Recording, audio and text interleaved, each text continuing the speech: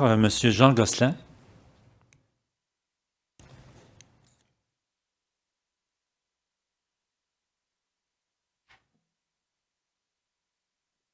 Alors, bonjour tout le monde, bonjour Monsieur le Président. Bonjour.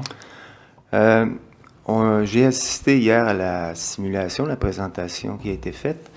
Et en tant que producteur agricole, j'aurais aussi aimé avoir une simulation en milieu agricole. Il ne faut pas oublier que le pipeline va principalement traverser le milieu agricole.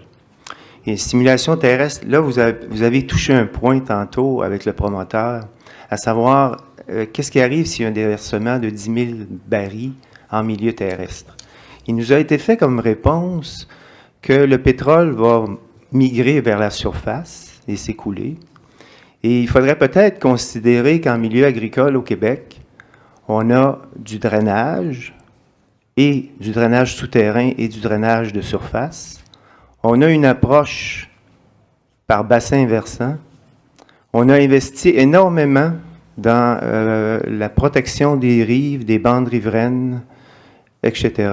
Alors, c'est sûr que si le pétrole, s'il y a 10 000 barils de pétrole qui, tout simplement, s'élèvent comme ça, et qu'il y a du drainage agricole entre la surface et le pipeline, ce serait peut-être intéressant de voir qu'est-ce qui arrive avec ce pétrole-là versus tout le drainage, tout le réseau de drainage. Parce que le drainage va vers les... on est très efficace maintenant au plan de drainage. Vous avez des pluies, tout ça, ça s'en va dans le réseau hydrographique très rapidement. Alors, je ne sais pas si vous pourriez nous éclairer là-dessus, M. le Président. Pas moi, mais... Oui, vous. En fait, j'avais soulevé il y a quelques instants une question à laquelle le promoteur a convenu de répondre après la pause, c'est-à-dire qu'est-ce qui arriverait s'il y avait un déversement de 10 000 barils en milieu terrestre dans une situation du pire scénario vraisemblable avec un relief de l'ordre de 15 %. Et dépendamment de la réponse qui va nous être communiquée, on verra si la Commission devrait aller plus loin ou pas, en demandant une simulation sur le devenir environnemental de ce déversement. Je m'excuse, Monsieur le Président. Respectueusement, je vais vous dire que cette réponse-là, ce n'était pas après la pause. Cette réponse-là. Ah, d'accord. Donc, ça serait la semaine... On a quand même un peu de recherche à faire, donc quelques jours. Excusez-moi, j'ai confondu. Alors, mais donc, oui. Votre question, pour nous, elle était importante, comme vous le voyez. Mais je pense qu'elle est importante pour tout le milieu agricole au Québec qui travaille à protéger l'environnement, puis non seulement le protéger, mais l'améliorer. Je ne sais pas si vous permettez une deuxième question. Juste un instant, s'il vous plaît. Je m'excuse. Moi, je vous avoue que je constate que la question de M. Gosselin est assez différente de la question de M. le Président tout à l'heure, parce que moi, en écriture, généralement, on n'est pas dans les pentes. Donc, je constate que c'est une question séparée, peut-être complémentaire, mais séparée. Donc, est-ce que... donc, la question de M. Gosselin, est-ce que vous avez examiné qu'est-ce qui va se passer si un déversement dans un champ?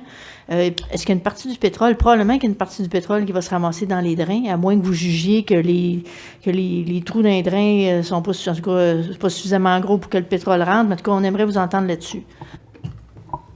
Oui, en effet, la question qui a été posée tout à l'heure était effectivement pour une situation... En tout cas, ce que j'ai compris, c'était effectivement une situation où il n'y avait pas de drainage agricole.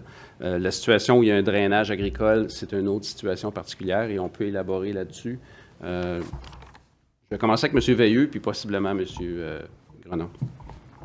Ce qu'on fait dans le cadre, avant de commencer la construction, d'ailleurs, vous savez, quand il y a du drainage souterrain, il faut falloir procéder à des modifications au système de drainage souterrain. On n'a pas le choix pendant la construction.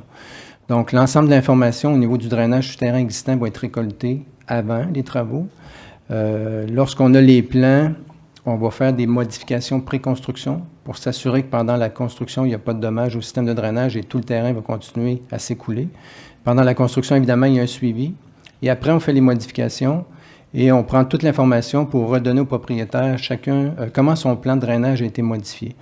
Je suis allé rapidement, là, mais toutes ces étapes-là se font avec les propriétaires aussi parce qu'ils connaissent bien leur terrain. Donc, l'information va être connue au niveau de la localisation de l'ensemble des systèmes de drainage souterrain.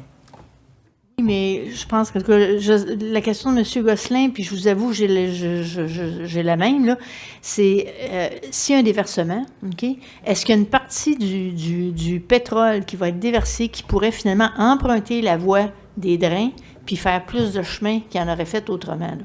Oui, je passe la parole à M. Grenon qui va compléter la réponse. Merci.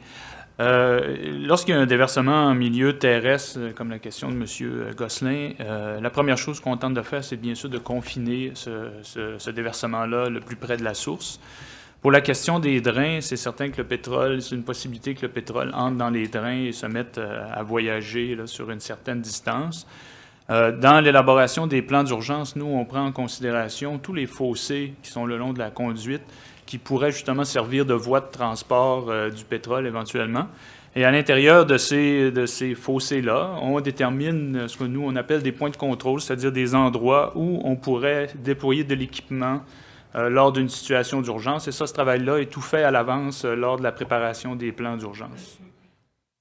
OK, donc si je comprends bien, si jamais il y avait déversement dans un chantier drainé, vous auriez toute l'information et même vous auriez même le plan d'urgence préparé à l'avance. Vous sauriez comment intervenir donc très rapidement pour, si le pétrole emprunte les drains, ce qui est probable, que vous puissiez au moins l'arrêter à une distance raisonnable. Vous parlez de fossé ou autre, là, mais que vous seriez donc en mesure normalement d'intervenir assez rapidement pour limiter là, la distance là, sur laquelle le pétrole pourrait emprunter les drains. Là.